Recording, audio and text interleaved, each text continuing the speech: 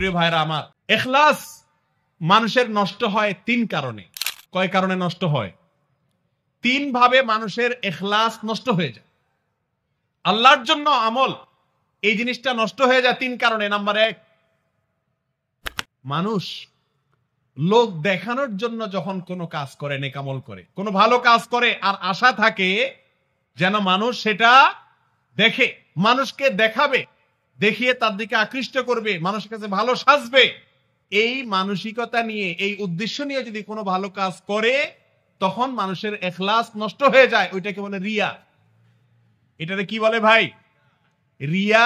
রুইয়াতুন থেকে আরবি, রুইয়াতুন মানে হলো দেখা, রিয়া উদ্দেশ্য হলো ইরাআতুন, মানুষকে দেখানো। মানুষকে দেখানোর জন্য কোনো ভালো কাজ যদি করে, সেটা আল্লাহর কাছে গ্রহণযোগ্য হয় না, ইখলাস নষ্ট হয়ে যায়। রাসূল করিম সাল্লাল্লাহু আলাইহি ওয়াসাল্লাম বলেছেন, আমি আমার উম্মতের যে বিষয়টিকে সবচেয়ে বেশি ভয় পাচ্ছি,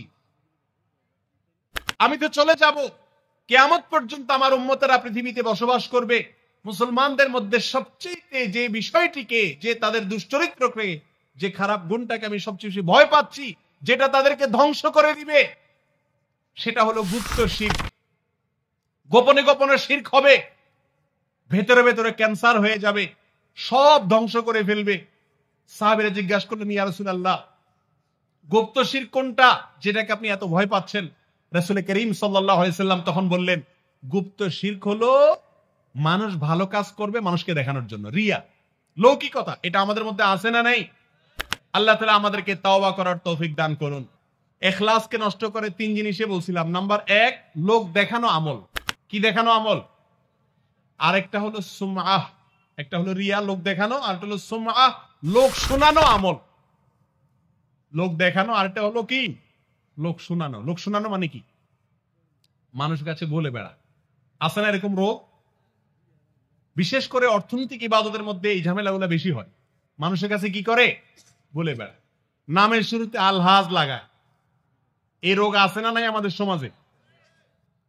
আমি একবার আমার এক মুসল্লি মাদ্রাসা বা মসজিদে কিছু দান করছিলেন, তো রশিদ লিখছি, শুরুতে আলহাজ লিখতে ভুলে গেছি, শুধু নাম লিখছি আর কি। পরে উনি বললেন যে, ইমাম সাহেব, আল্লাহ তো আমার পশ্চিম দিকে নিছিল। আমি বললাম মানে? বলে, আপনি সহজ কথাটা বুঝলেন না মানে? আরে আল্লাহ আমারে মক্কায় নিছে তো। বললাম, তো কি হয়েছে? আমি আসলে বুঝতে পারি না। বলছে, আপনি আমার নামটা যে এভাবে লিখলেন, আমি তো হজ করছি, আমি তখন ধরতে পারছি। ও আচ্ছা, তা আপনার নামের শুরুতে আলহাজ লাগানো হয়নি। এই আলহাজের হজ তাকে জান্নাতে নিবে না। এই আলহাজের হজ কোন কাজে আসবে? এটা তার আমল নামায় যোগ হবে? আল্লাহু আকবার। এই রোগ আমাদের দেশে, আমাদের সমাজে আছে না নাই? বিশেষ করে কারোর জন্য যদি কোনো উপকার করেন, খবরদার এটা জাহির করবেন না, এটাকে গোপন রাখবেন। এটার বিনিময়ে আল্লাহর কাছে আশা করতে পারেন। আর যদি বলেন, একটা হলো লোক দেখানো, আর হলো লোক শোনানো। গল্প দেওয়ার একটা বদভ্যাস আমাদের দেশে মানুষের ভিতরে একটু বেশি। আমাদের দেশে মানুষের চরিত্রের ভিতরে এই গুণটা, এই খারাপ চরিত্রটা বেশি। কিছু ভালো কাজ করলে বলা ছাড়া থাকতে, ঠিক না বেঠিক? প্রিয় ভাইরা আমার, ইখলাস নষ্ট করে তৃতীয় যে জিনিসটা, সেটা হলো দুনিয়ার কোনো ধান্দা বা স্বার্থ। দুনিয়ার কোনো স্বার্থ। ওই যে ফেসবুকে আপনি পোস্ট দিবেন, এটা মাথায় আছে, তাহলে লাইক পাবেন অনেক, শেয়ার পাবেন অনেক। এই মানসিকতা আছে না নেই? আমাদের পূর্বসূরীরা, এই উম্মতের প্রথম অংশের লোকেরা, সাহাবায়ে কেরাম এবং তাবেঈন, তাবে তাবেঈন, তাদের চরিত্র ছিল তারা আমল করে লুকাইতেন। তারা আমল করে কি করতেন? প্রিয় ভাই, জীবনে বহু আমল করে মানুষকে দেখাইছেন, শুনাইছেন। আমি অনুরোধ করব, এবার কিছু আমল করেন যেটা কেউ জানবে না, কিছু দান করেন যেটা কেউ জানবে না। শুধুমাত্র আপনি চেষ্টা করুন এভাবে আমল করা। দু চারটি আমল করেন, মানুষকে বললে একটু ভালো লাগে, বাহবা দেয় মানুষ, বা মানুষ শুনলো আমি দিছি, আমি আমলটা করছি, অমুক ভালো কাজটা করছি, এটা শুনতে ভালো লাগে না? বলতে শুনতে ভালোই লাগে। বিশ্বাস করুন, আল্লাহর কসম, ইমানি স্বাদ আমরা পাই নাই।